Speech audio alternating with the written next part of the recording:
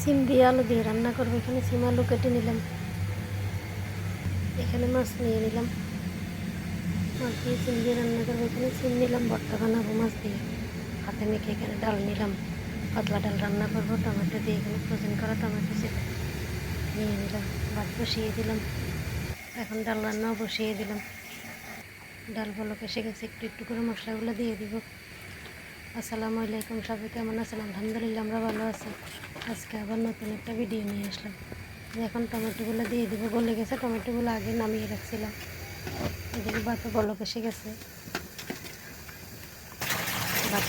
ভাতও হয়ে গেছে, আটটা একটু দিয়ে দিলাম। ডালও হয়ে গেছে, একটু ঘুটনি দিয়ে একটু পানি দিয়ে দিব। এখন একটু জাল করে নামিয়ে নেব, বেশ কিছুক্ষণে জাল করবো। এই সিম রান্নাটা বসিয়ে দিব। এখন কড়াই বসিয়ে তেল দিয়ে দিলাম, তেলও গরম হয়ে গেছে। এখন এক এক করে মশলাগুলো দিয়ে দিব। মশলা দেওয়া হয়ে গেছে, মশলাগুলো ভালোভাবে কষিয়ে পানি দিয়ে দিলাম। পানি দিয়ে একটু মিক্স করে মাছ দিয়ে দিব। মাছগুলো বেশ কিছুক্ষণ কষাবো। এই ডালটাও বলক এসে গেছে, একটু জাল করে নামিয়ে নেব। মাছও কষানো হয়ে এসেছে, আর একটু কষিয়ে সিম আলু দিয়ে দিব। এই ডাল রান্না হয়ে গেছে, নামিয়ে নেব। এখন এদিকে ভাতের পাতিলটা একটু চাকা দিয়ে দিলাম, এখন সিম সিদ্ধটা বসিয়ে দিলাম। মাছ কষানো হয়ে গেছে, সিম আলু দিয়ে দিব। এখন একটু ভালোভাবে মিক্স করে নিলাম। সিম আলুগুলো বেশ কিছুক্ষণ জাল করবো। এদিকে সিমটাও হয়ে এসেছে, এই সিমগুলো অনেক সুন্দর হয়েছে কষানোটা। একটু নেড়ে ছেড়ে দিলাম, সিম সিদ্ধ হয়ে গেছে, নামিয়ে নিব। একটু পানিটা শুকিয়ে নিলাম ভালোভাবে। ডালে বাগার দিয়ে দিব, রসুন দিয়ে বাগার দিব।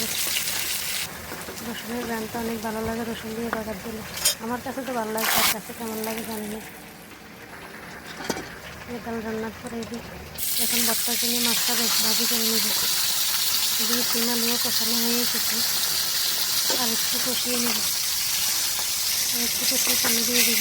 এদিকে মাছটাও একটু ভাজিয়ে নিলাম, আর একটু কষিয়ে দিলাম। একটু মশমশা করে ভাজবো।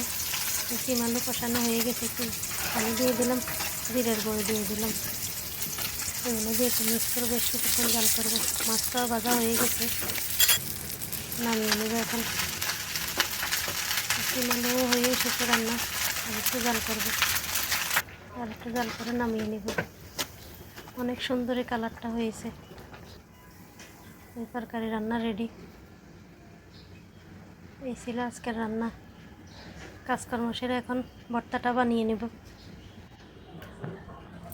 শুকনো মরিচ দিয়ে ভর্তা বানাবো। শুকনো মরিচগুলো ভেজে নিলাম, কাঁচা পেঁয়াজ দিয়ে, শুকনো মরিচ দিয়ে, সরিষার তেল দিয়ে এবার ভর্তা বানালে তো হাতে মেখে অনেক মজা লাগে খেতে।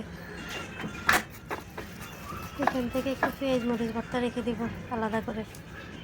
এখন সিমগুলো মেখে নিব, মাছটাও মেখে নিব একসাথে। এই যে মাছটাও মেখে নিলাম।